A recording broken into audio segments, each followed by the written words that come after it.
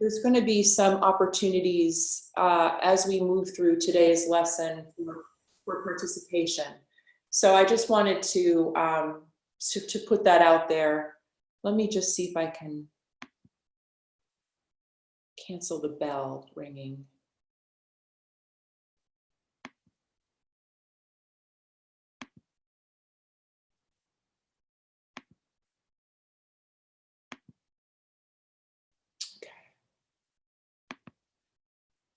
Okay, there we go. So as we're moving along today, if anything strikes you as interesting or resonant, just jot that down, because I would like to make today a little more interactive. Today's lesson really stems from an experience that I had with one of my coaching clients on Sunday. We were having a session, and she's gone through a lot and has, in the last year, mustered a lot of courage to explore entering into a close, intimate relationship. So she's been practicing dating and that sort of thing. And I'm really, really proud of her, because given what she's been through, it would make perfect sense for her to just decide, I'm going to stay alone for the rest of my life. So I've been very impressed by her courage. So she opened up our session with an idea that I had not thought about in a really long time. And the idea comes from a book written by Dr. Brené Brown called Braving the Wilderness. And in this book, she talks about the importance of having a strong back and a soft front. And she's really talking about the power of vulnerability.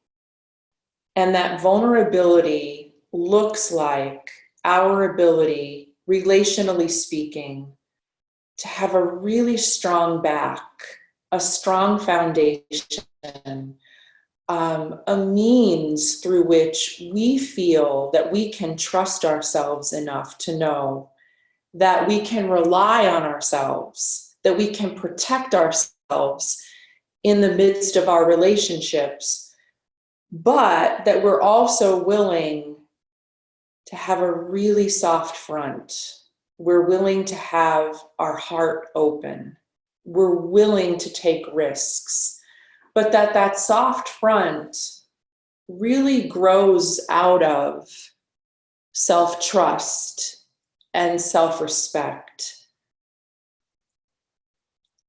I would strongly bet that most of us here are really, really good at surviving. We're really good at surviving. We have a very strong survivalist instinct. We have survived and we are surviving really extreme circumstances.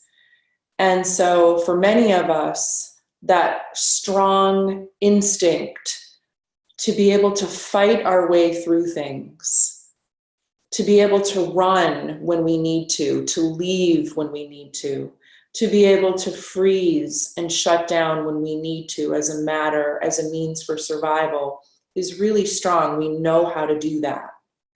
And thank God, because many of us had to really come into strong stress response, self-protection, given the kinds of things that we've lived through.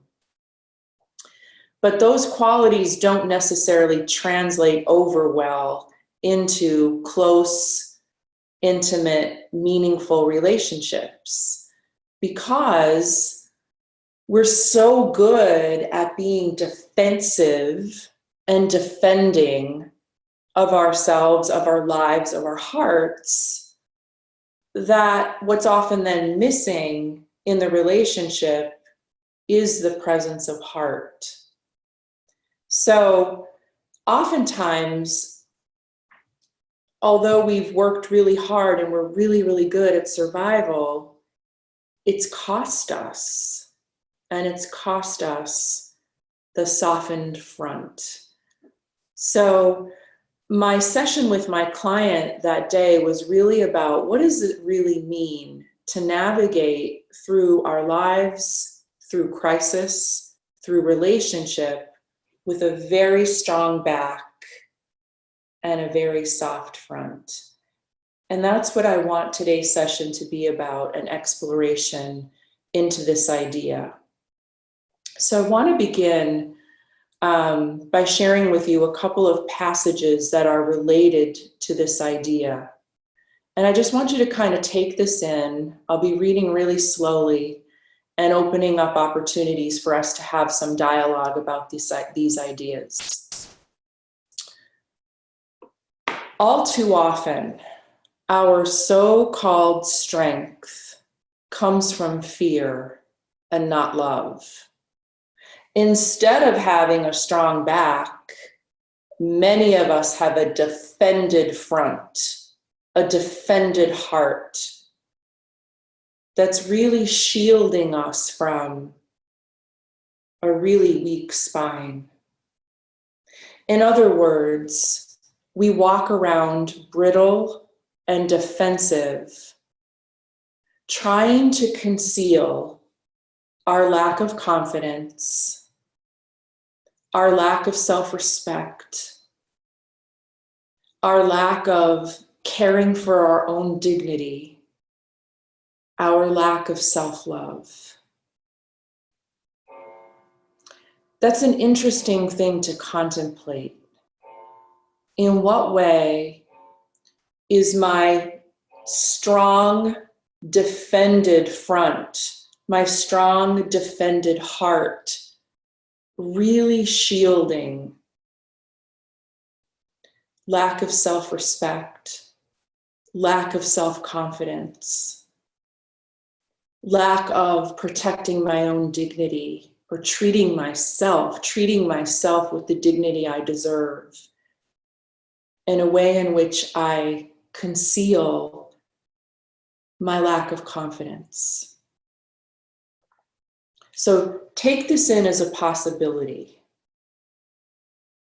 And now take in its opposite.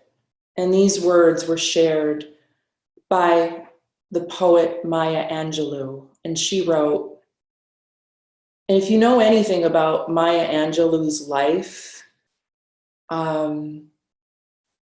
you would know that it would make perfect sense given what she lived through, especially in her early life. It would make perfect sense that she would have lived out her life as someone who had a very defended front, a very defended heart, but she chose differently. And she writes, or wrote, "I belong to myself, and I'm very proud of that. I am very concerned about how I look at Maya, because I like Maya very much. I care for and about Maya very much. I love her." I want you to just take a moment, and I'm going to read that again, but I want you to replace the name Maya with your own name. So as you hear the words, when I read that part where her name is there, I'm just going to ask you to imagine your own name there. As I'm reading, I'll be speaking my own name here. Take this in. So if you would, just close your eyes, or just keep your gaze soft. I belong to myself, and I'm really proud of that. I am very concerned about how I look at Christine.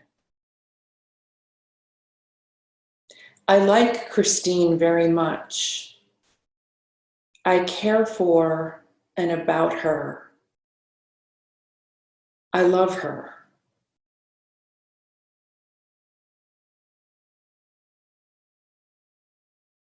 Being myself, my own person, brave enough to go my own way alone, if necessary, to stand up for myself and for what I believe in without fear, requires tremendous self-respect and self-love.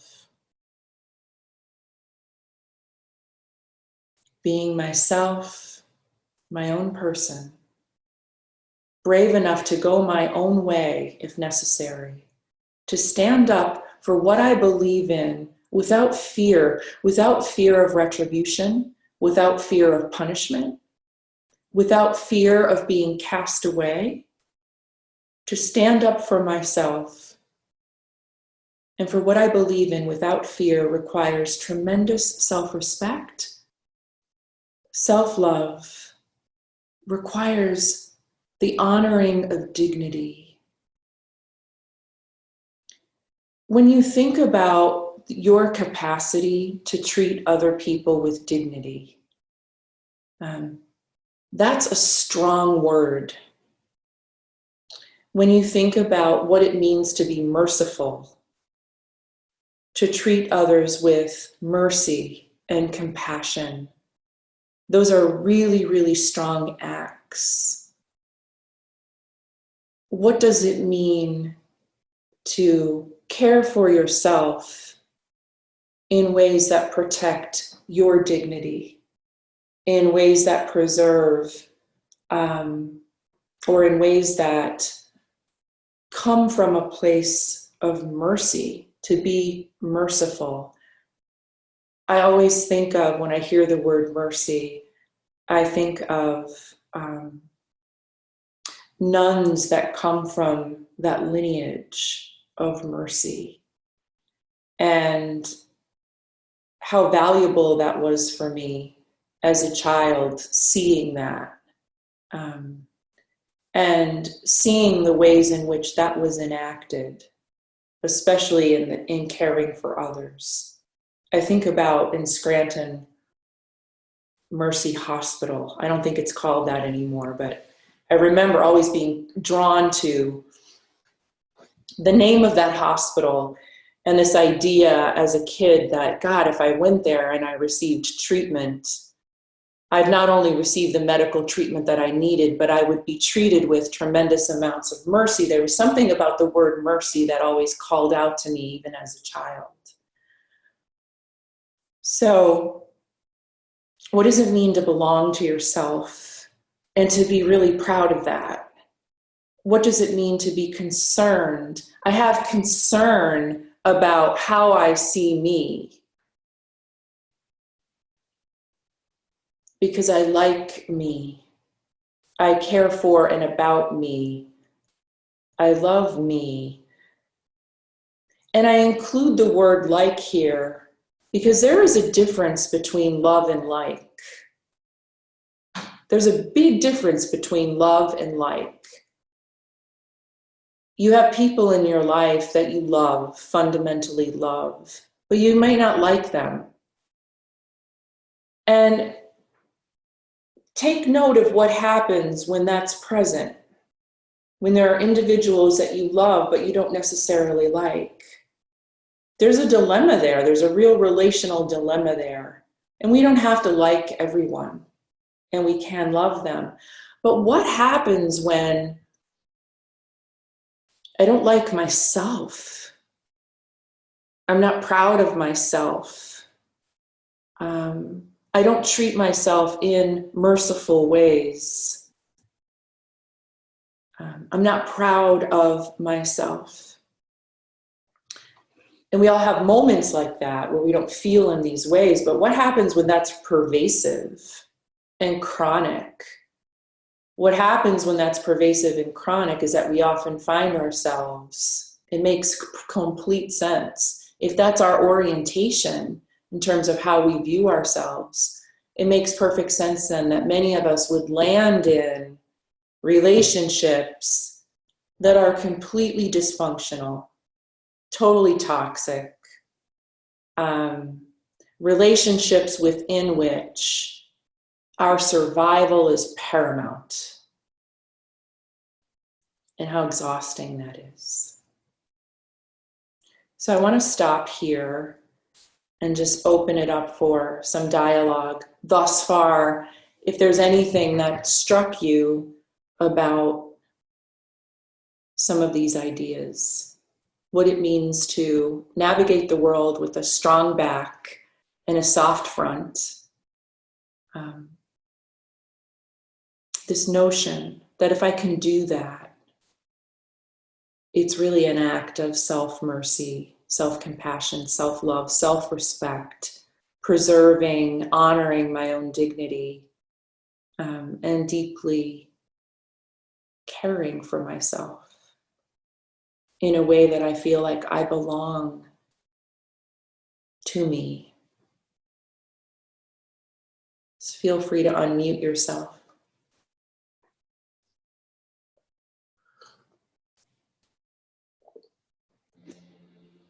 My name is Kelly and I'm an alcoholic. Hi. Hi, Kelly. So quickly, Christine, I really like to hear you talking about, like the self. So it's just me now, and I don't know what all me is all about, so it's all brand new and it's very scary, and I feel at times I've been trembling during certain times or situations. One is, maybe just speaking up and standing up for myself, because I am and hope to not be for long just truly fearful of repercussions of that. It's got to change from me being worried about what people think about me to, this is just the right thing to do from my heart. And, and maybe it's just not seen that way with others, but I would just like to say that it is a very alone place. And I have found it's few and far between, but when I've attempted that, I just tremble inside, and it's just very alone, but I'm going to keep moving forward because I see that there's something very important about that, and it's almost like this is the time now I don't want to be defensive, and I said not too long ago to somebody, I am softer than I appear, but it just doesn't show yet. So maybe walking through and moving forward, I will be able to act in a softer way than just knowing it. And that's all I have. Thank you. It's powerful. Thank you for sharing that. So, one of the things that we know neurologically about human beings is that, and we know this, you all know this, neurologically, we have a very strong capacity for survival. I mean, we are hardwired for that stress response. We know how to fight, we know how to run when we need to, we know how to freeze. Those are typically the three ways that the stress response will manifest itself. And again, thank God that we have that capacity when we're in a true emergency. But again, it doesn't always translate over very well when we're trying to have deep and meaningful relationships. But the part of our neurology that many of us actually don't know about, I didn't know about this until very recently, is that just as we have a strong capacity for survival, we have an equally strong capacity for nurturance. It comes very, very natural to us. For those of you here in the room and by the way, what I'm about to say is not true of everyone. So this is not in any way to say that if this didn't happen for you, or if you didn't feel this way, you were somehow defective or there was, something wrong. But we have the capacity naturally for nurturance. And so this is one of the reasons why new moms, and even new dads for that matter, who are kind of terrified about the prospect of caring for a new life, especially as, sort of they're navigating the months of pregnancy and really terrified about what it's going to be like when it actually happens. For many individuals, there's something automatically just kicks in. And the nurturing is very, very natural. We see this of animals in the wild, you know, this capacity to just know what to do. And babies, infants, knowing what to do to connect, knowing what to do to call out when they are in need of nurturing. So our capacity for survival is very strong, as is our capacity for nurturing others and nurturing ourselves. But what often happens, depending on our family environment, as Brené Brown refers to our first family, the family of origin, whoever was there when you came in to your life, all right? These individuals played a fundamental role in your making a decision early on as to whether or not you were safe or not. Very, very early on. You already were starting to figure out, am I safe here? Are my needs going to be responded to here? Is this a safe place for me to reach out and to start facilitating connection? So our capacity for nurturing ourselves and each other is also born inside. We're hardwired for it, but it's not necessarily nurtured. It doesn't necessarily evolve depending on what our situations were. Many of us, depending on the kind of family you grew up in, and the degree to which there was trauma there, have vivid memories. Many of us have very, very vivid memories. I have very vivid memories of toddlerhood and certain decisions I made then about how I was going to survive. And my sister, in contrast, has no memory. It's as if her memory was completely washed away. She has absolutely no memories of childhood, only through photographs. But we make certain decisions based on survival and nurturance really early on. And I remember very vividly, I remember what I was wearing, where I was standing, and what the situation was, roughly at about 2 years of age, when I decided, oh shit, I need to figure this out. If I'm going to survive, I really can't count on these people. And this was largely the result of coming into a family where my mom and dad didn't necessarily have the best skills for parenting. They didn't know what the hell they were doing, and they were really, really young. When I look at my dad holding me after my birth, he's holding me very far away from his body, and his eyes are wide as if he is in complete terror. And having access to those photographs really, really has helped me over the years to have tremendous compassion for the situation that these two very young individuals found themselves in. And few of us know what we're doing when we're parenting. That's just the truth. But some of us come in with some extra deficits depending on what the situation was. So when I look back at my own history, I can see the survival instinct was running really, really strong at a very, very young age.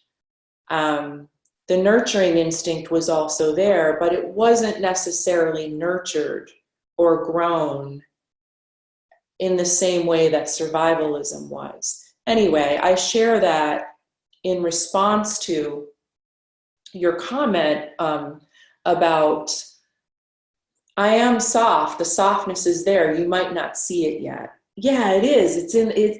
It's that way for all of us. But others might not see it yet. We might not even be feeling into it yet because we have been so accustomed to being in survival mode. So anyway, that's good awareness. Someone else?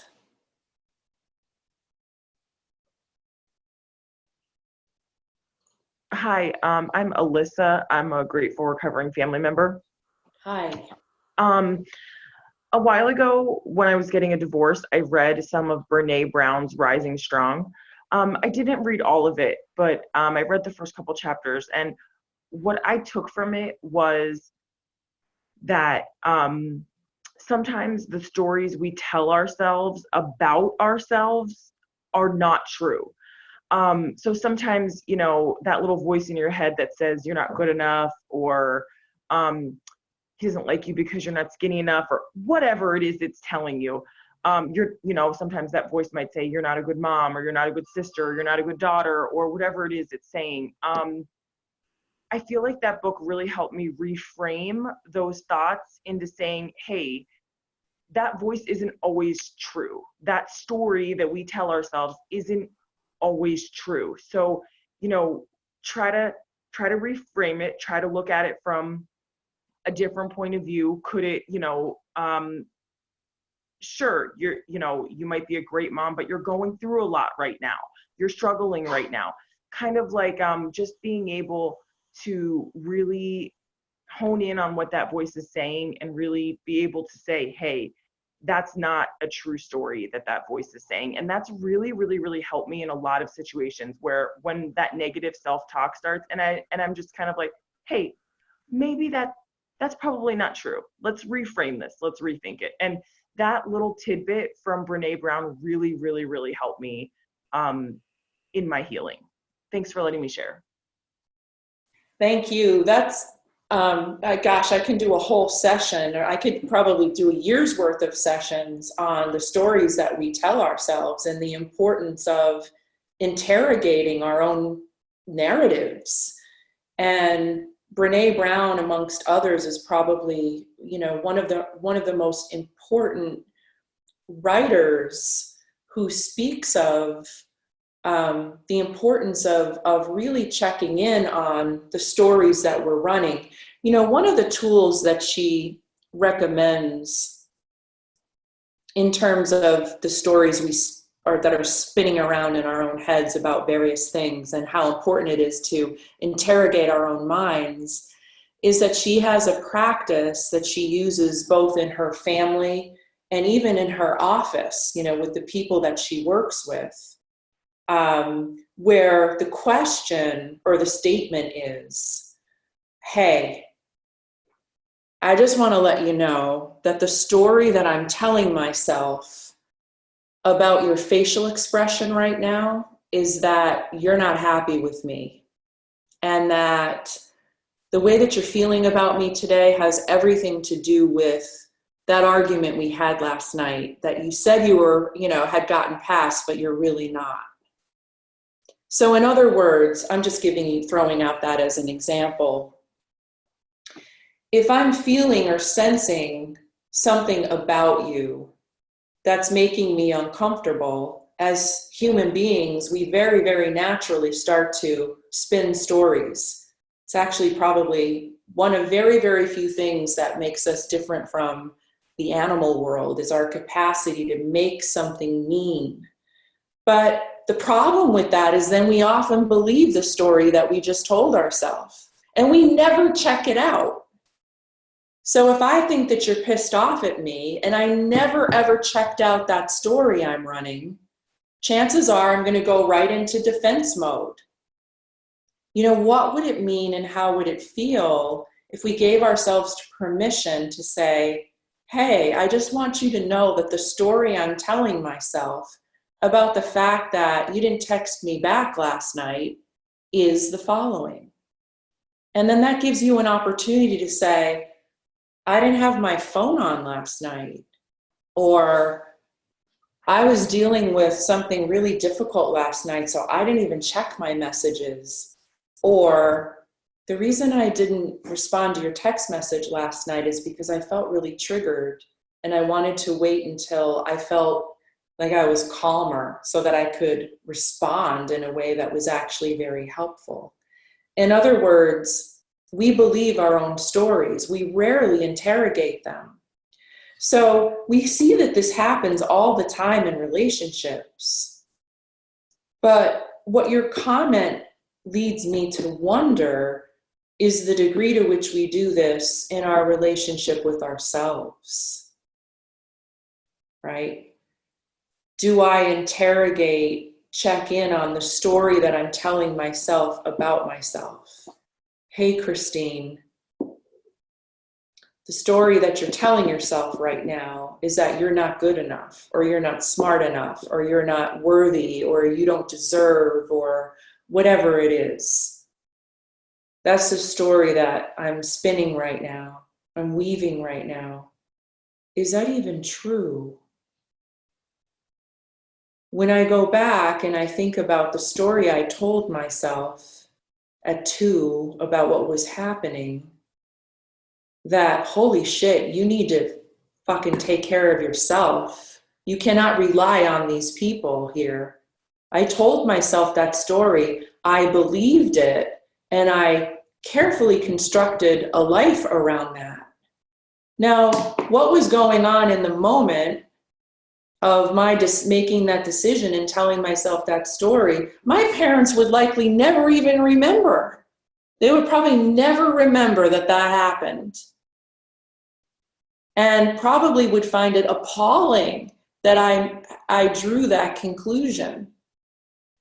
Or maybe they would remember. I don't know. What's important here is that I made that decision.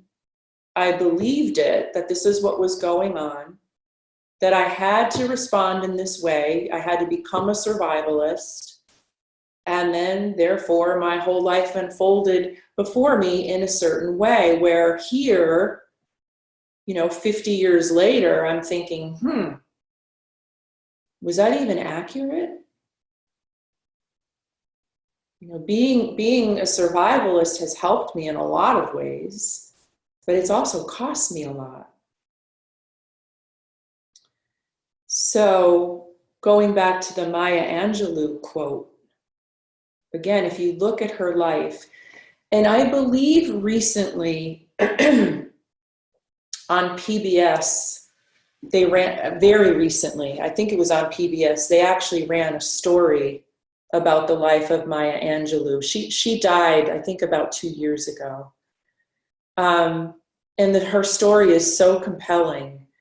And as I said, if she believed everything about what she had lived through, and had made a decision that she deserved the abuses she endured, or that this was just her fate, or that she wasn't worthy of love, she never ever would have become the poet and the writer and the absolute bearer of light that she became. So somewhere along the line, she decided that, I belong to myself. I'm proud of myself. I'm really concerned with how I see me. Really concerned about that.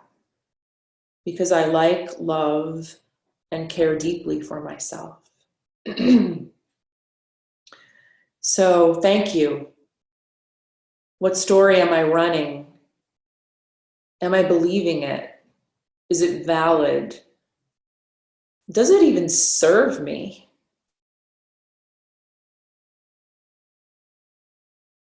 Important stuff.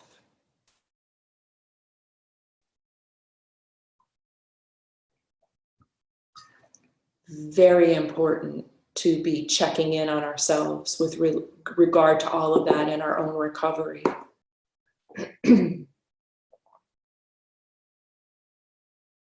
Anyone else?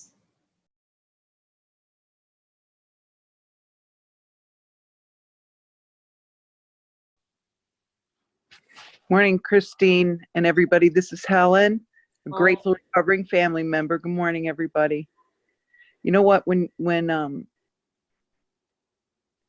was listening to other people share, I was like blasted back to at one point during my recovery and how much the 12 steps helped me, because God knows that I was a survivor without any question. You know, had to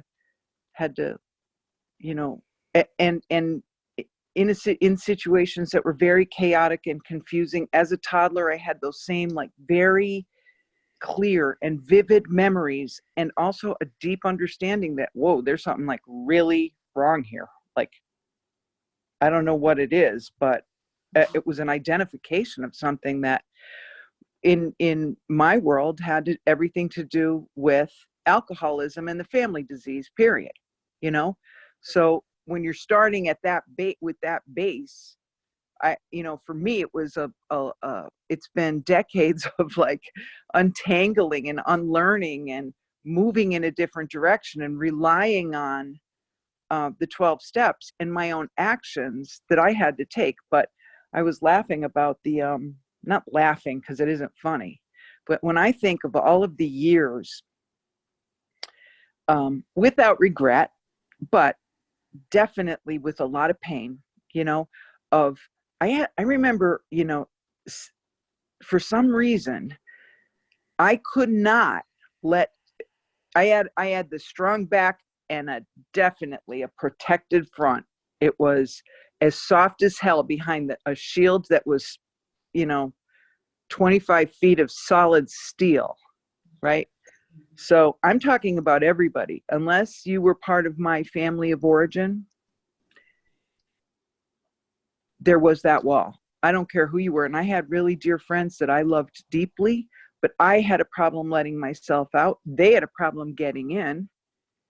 And fortunately, I had a couple of them over the years that kind of recognized that in me and worked with me with it. You know what I mean? It's just, when I think back, it's emotional when I think about it. But I specifically remember being so frustrated and sitting on the ground, with my butt firmly planted on the ground and realizing that I had this huge brick wall around me, and I started to physically kick out the bricks. And to try to help me to become this person. You know what I mean? Just to kick the bricks out. And for some reason it kept coming up while you were sharing, and I wanted to share it with others, especially after Alyssa, I think, spoke. It was like, wow, it's just a matter of kicking the bricks out and then not putting them back together. I still do it, but nowhere near the degree that it was. So that's all I have to share. Thanks. The image of kicking the bricks out and the image of 25 feet of, protective barrier between the softness and other people is really profound. I think it's an image that we can all relate to. So just going back into some of this writing, being myself, being my own person, being brave enough to go my own way, even if I have to go it alone, which many of us, when we make the decision for recovery, that's kind of what we've done. Like, I got to go my own way on this front. I have to stand up for myself and what I believe in without fear. Requires tremendous self-respect and self-love. When we make the choice to walk the path of recovery, as many of you know, in many ways, it feels much like we are departing from or leaving those to whom we've been connected with for much of our lives. And they can experience it as well. And we can find them kicking and screaming. And it doesn't mean that for some of us, it means that we sever the relationship, or the relationships are severed, perhaps on their end. And for others, it means we can still be together, but you're going to get a very different version of me, which you may or may not like. So there can be a lot of resistance on the part of those that we've been in relationship with as we start to walk that path. And so it requires a lot of self-respect, a lot of self-love, a lot of, I'm preserving my dignity here, a lot of mercy. I'm doing this in a very merciful way. For me, sort of like from that poem I read in our first session, I've got to do this to save my own life. Maya Angelou writes, this level of self-care is not about treats like taking a lot of bubble baths, eating lots of chocolate, and having frequent pedicures, although those things are nice. She writes, this is about caring for the soul that lives inside of this skin suit and walking this earth, learning and remembering how to love in all circumstances, how to love myself and others in all circumstances. So this is really profound and powerful work. And if we have the opportunity in this lifetime to do this kind of work and to make this kind of vow and to have this kind of devotion to self and dedication to self, we get to live a very different kind of life. And I would suggest a more fulfilling kind of life. And we know so many people out there that have never allowed themselves this, and likely won't allow themselves this in this lifetime. This caring for myself at the level of the soul that lives in this vehicle called the body, in this, as she puts it, this skin suit. That's what this is about. And loving this soul in all circumstances, even when I mess up, even when I don't express or behave in ways that are quite appropriate or sort of the best version of myself in any given situation. So being incredibly forgiving of myself and of my humanity. Unconditional, radical love and forgiveness starts with me. And this is the true foundation of belonging, which sets us up to connect in healthy ways with others. So unconditional, radical love and forgiveness begins with me. We know this.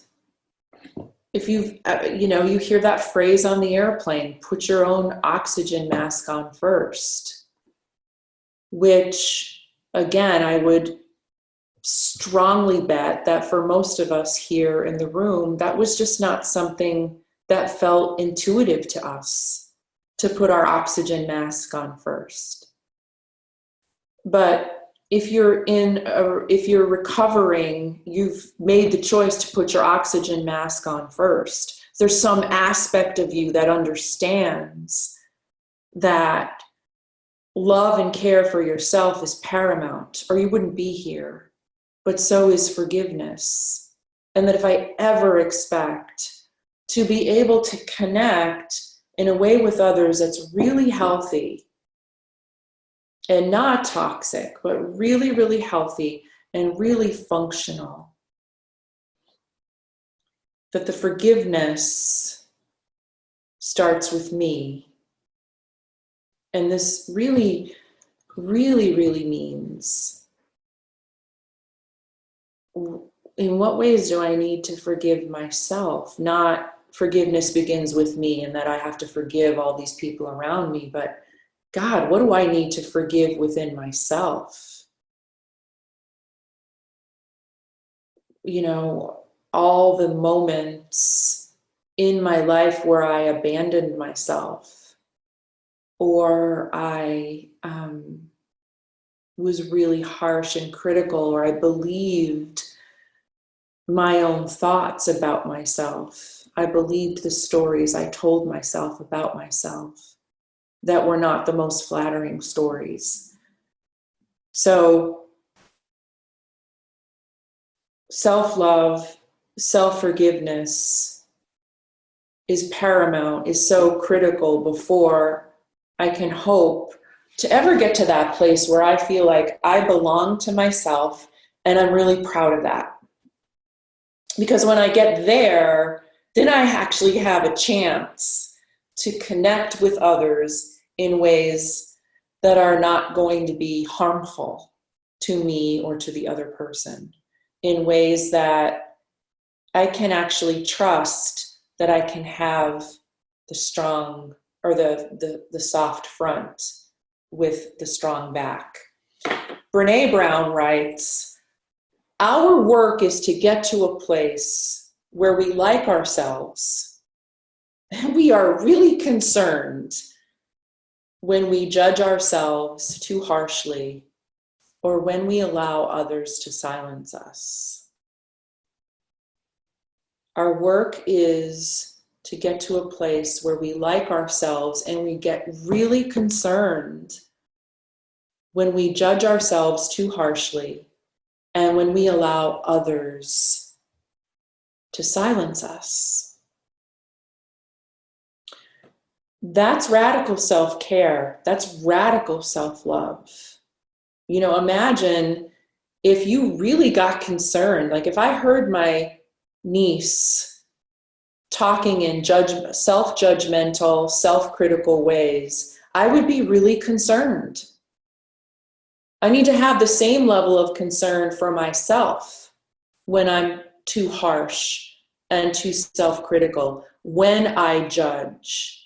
I heard recently this phrase, which I've really just sat with for about a week, because when I heard it, it really pierced me to my core. And I felt like I didn't quite understand it. So I said, I'm just going to sit with this quote for a week, this phrase. Judgment, all judgment, whether it's self-directed or other-directed, judgment demands punishment. When a judgment is served in a legal situation, there's usually some sort of punishment that follows. Think about the kind of energy that is behind moments when you are judging others. Think about the kind of energy that accompanies self-judgment. It's punishing. It drains you. It takes from you. It doesn't feel good. When I'm very judgy of another person or of a situation, it is a complete energy suck. I remember making a decision about 2 years ago. I don't even know what made me decide this. I remember, though, that I was driving and I was listening to my sister. My conversations with my sister are usually my first conversation of the day. And the conversation usually goes like this. I'll answer the phone, hello, and I'll hear, oh, almost every time.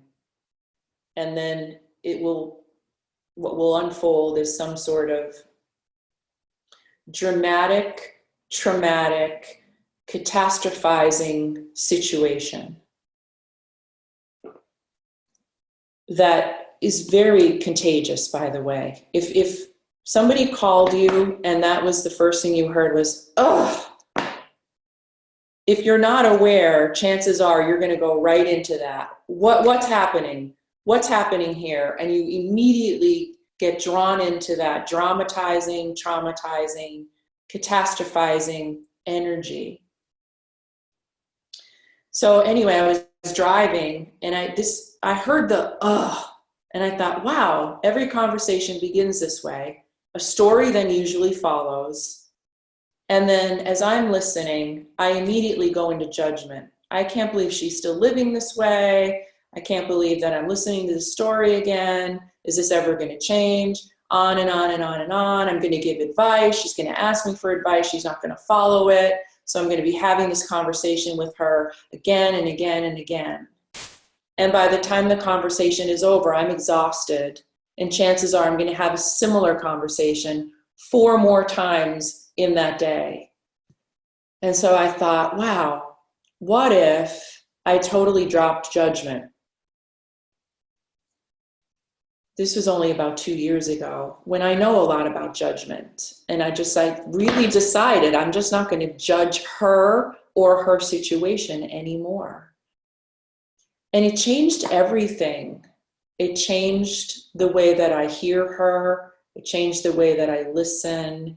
It changed my dynamic with her. It really, really changed what conversations with her were taking from me. You know, the draining. And when I stopped the judgment, which in this case was very punishing of me, because the judgment was hurting me, I find that our conversations are actually very different. I never had a conversation with her about this, but it was very different. So think about the way that self-judgment and judging others, what it takes from you, especially the self-judgment, and how punishing it can feel. Judgment demands punishment. So what would it mean to stop the judging? And every time between now and the next time I see you, you find yourself judging. Yourself especially, start with you, just drop it or contemplate, wow, what is this taking from me right now? How is this judgment a form of punishment?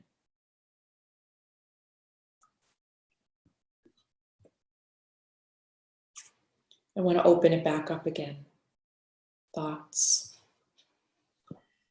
I'm Catherine. I'm a member of 2 different 12-step groups. And I really like the topic today, but when I was going back there, I was thinking of my journey and on this path of trauma, because it sounds like trauma to me. I was a victim. So I was truly a victim. And that word is necessary to my recovery because I played that role for very many years before I got into recovery. I am my biggest boogeyman. When you talk about that judgment, I say to myself, I need to accept me as who I am, the good, the bad, the ugly, and work on the pieces that are going to make it a softer front. I was thinking about boundaries. Boundaries are essential to my recovery. They give me the right to say, no, I can't do that. I can recall being in rooms where I sat down and no one sat next to me. And you know why they didn't? Because they could feel that seething anger. They could feel that. They could see it on my face. And they didn't sit next to me because I thought, I'm not going to put myself in that place. And I didn't realize that for a long time. I had many years of therapy and physical, mental, spiritual.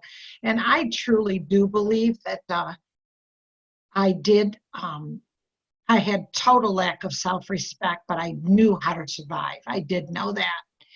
But I did have some dignity inside me too. There were things I wouldn't allow you to do. And that was the survival side of me. No, you're not going to do that. You're not taking me there. But I got to tell you, today, I believe I have a lot of faith. So my spiritual program is greater than the rest of the stuff, because then I say to myself, okay, you are suffering. Why are you suffering? What is the reason for it? And Helen talked about that childhood stuff, you know. I just read a book about how I was in my mother's belly and what was her life like while she was, you know, growing me. Her life was a mess. My father was beating her. He was a drunk. He was miserable. And guess who came out? Me. So what was I? I was the same. I was the same exact what she put into her stomach. And I grew out that way. So I was thinking about that. And I got to tell you that I like the pothole story. I know you guys must have heard it a million times. And I remember going to the therapist and I said, oh my God, I picked these horrible relationships. I'm such a broken person. And I think they're great and they're just liars and they're abusers and they're all, you know, gaslighters and all this other stuff. And I said, am I going to continue to do this? And he said, probably. And that was profound for me because at the time I was 31 years old. And I thought, probably, I'm never going to have a chance at life. And the bottom line was this. He told me the pothole story where it was, I fell into the hole and it was really hard to get out, but I did get out. And that was my victim stage, you know. I did it. I got out. I survived. And the next time I saw the hole, I spotted it, and I kind of went around it instead of through it. But the hole was still there. And then the next time I went down the street and I saw the hole, and I thought, I'm going to take another street. And that's kind of my life today. I don't want to go to that place. And I am judgmental. I'm not going to say I'm not, you know, I am, but I do accept who I am today. I'm a human being. I think I have all these things, fears, courage, judgment. I have it all. But I need to work on it. It's skewed. Some of it's skewed, and that's okay. And I talk to other people about it. I'm like, okay, this is what I'm thinking today. And they're like, oh, or they're like, yeah, that's cool. You know, I don't know what I think. I am afraid to stay in my head. They say that all the time, you know, don't go in your head alone. It's a bad neighborhood. And, you know, that is the bottom line for me. Not so much today because recovery is very important to me. I don't have walls up, but I still have some. You know, I was a victim when I was a child, so I had sexual trauma, and I still have some walls, and I don't know when they'll show up. That's the other piece. Sometimes they're so buried, they'll show up at an inappropriate time, and I'll be like, where did that come from? It gets me from the side. So just having the courage to walk through that and not do it alone. I guess that's my message today. Don't do anything alone. Glad to be here. Thank you. Thank you. Thank you for all of that. That was a lot. There was a lot to unpack there. I appreciate that. I really appreciated the part of your story where you talked about, the way that I talk about it is, what did you marinate in as you were being carried in the womb? That it's really interesting to, if you have access to the woman who carried you, that you are able to say what was going on in your life during your pregnancy. Because if there were, certainly what you're describing, there was a lot of stress there. A lot of stress, extreme, profound stress. That stress hormone becomes part of what you're floating in when you're in the womb. So it has an impact on who you are as you leave, as you come into the world. And also going back to that Maya Angelou quote where she talks about the soul, however, my soul is not touched by any of that. You know, that essence that lives in this skin suit. You know, I experience all kinds of things, but fundamentally, the soul of who I am is whole, is healed already, has not been touched by abuse, right? And so part of our work is getting back to that as who I really am, remembering who I really am, acknowledging everything that I've been through in this narrative called my life, but never forgetting that it's so important to always bring myself back to that untouchable part of who I am. We have about another minute. Next week, my plan is to extend today's session, but to move into a practice that helps us to really understand physically, like from a bodily, a somatic perspective, how it feels to have the strong back and the soft front, and also what does it mean to establish really strong boundaries so that I can love meaningfully and well and trust in that, but also be safe at the same time. Like beautifully boundaried love. Any final thoughts? Yeah, my name's Jim, drug addict, alcoholic, family member, ACOA, whatever you want to call me. Hi, Jimmy. Wow, lots to unpack here, man. Everything from the beginning of what you were talking about, Christine, till right now, I must have gone through so many stories in my head, judged myself awful. And then I come back to this thing that I know that I'm a good person, but I need the affirmation from everybody around me to believe it. The self-care thing is difficult. I needed permission yesterday to have a little meltdown. Thank God I have good people in my life. But I realized yesterday that I still hold on to, I don't know if that's a survivor guy, you know. That scares me sometimes because I could switch back and forth into him. I can be this soft, loving, caring person, and I can go right back into being a killer, you know, or just that cold-hearted person. And it's a survival thing. I don't know. I judge myself harshly sometimes. And there's a lot to think about here. There's a lot of work to do. Man, but it's good work. It really is, you know. We're all survivors, and we're all good people, you know. I didn't come here because I was rotten, you know. I came here to get better. So, or to shine more, you know. Rub the mud off, I guess. Because, yeah, there's a good soul in there, and I look forward to finding that guy. Had a good meltdown yesterday. That was great. Thanks for permission from everybody. There's a lot of people on this meeting that were there yesterday. So, anyway, yeah, I think I'll be doing a lot of writing today. Thanks, Christine. Appreciate this. Thank you. It's hard work, but it's good work, and if I'm going to work, this is what I want to work at. This is what I want to work on. Because my life is exponentially better for it.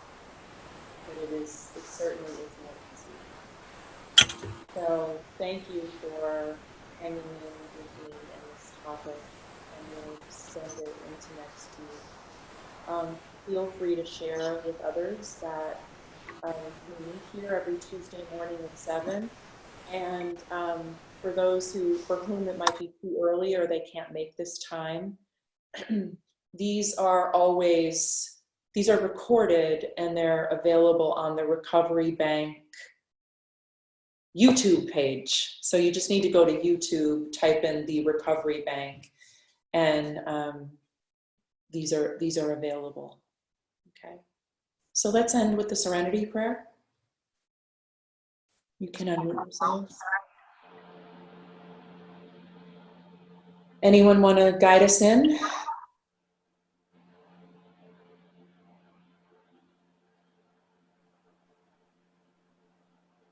God, grant me the serenity Grant me the serenity to accept the things I cannot change. Courage to change the things I can, and the wisdom. and the wisdom to know the difference. Have a great week. I'll see you next time. thank you again. Thank you. Thanks, Christine. Bye. Bye, Catherine. Thanks, Bye. Christine. Good to see you. You too. Great meeting. Thank you. Thank you, Christine.